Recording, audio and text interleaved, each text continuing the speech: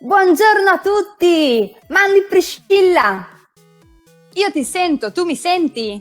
Sì, io ti sento, tu mi senti? Io ti sento, tu mi senti? Certo, io ti sento, ma non ti vedo. Io ti sento, ti vedo, tutto a posto? Ma io non ti vedo, non possiamo fare la didattica a distanza se non ti vedo. Aspetta. Ah, zero uno scotch staccato, Senti però, mi sono un po' stufa di questa didattica a distanza, Ti propongo una cosa molto interessante.